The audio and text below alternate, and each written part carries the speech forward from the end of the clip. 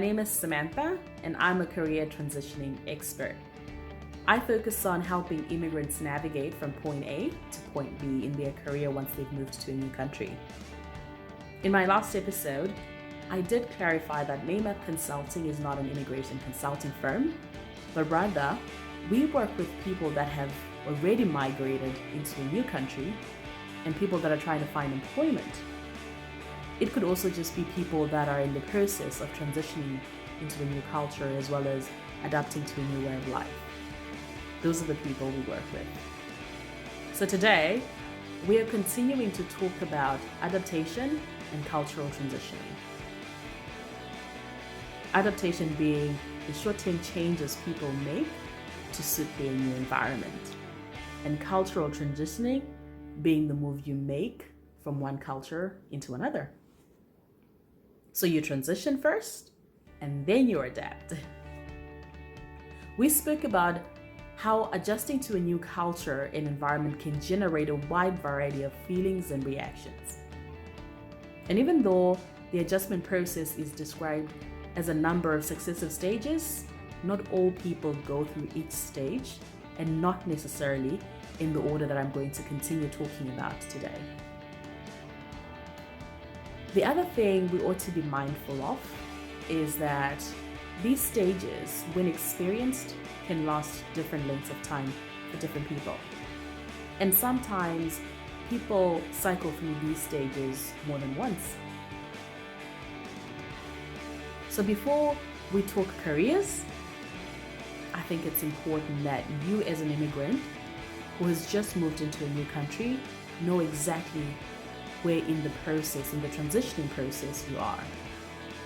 So today, we'll talk about the 3 stages in the adjustment process, with the 3rd stage being the recovery stage.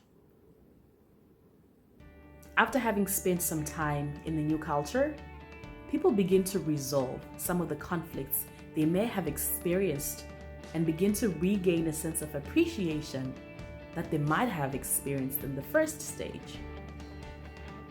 They've learned more about the new culture and are able to have a better understanding of external and internal resources that help them in managing the demands and conflicts that might arise with this new culture. Feelings typically of this stage are a mixture of the first 2 stages, good and bad. And then we move on to the adaptation stage. This stage consists of people developing a realistic understanding of the similarities and differences between their home culture and the new culture, so that they have a clearer idea about what they like and what they dislike in each of these 2 cultures. And many people move in the direction of becoming bicultural. That is, being able to value and appreciate the aspects of both cultures that they wish to either retain or include in their new lives. This stage may be characterized by a sense of confidence, maturity, flexibility, and even tolerance. And finally, you have the reverse culture shock stage. This is often an unexpected part of the cultural adaptation process, and it's based on people eventually become relatively comfortable with the new culture and are able to learn and incorporate new attitudes and behaviors that allow them to function better in the new culture. Some would even go on to say, you've become a new person, you've changed. So that's it for me. Let's touch base again next week, Monday and Tuesday. Subscribe to our channel and be on the lookout, because there might be something that might change your life.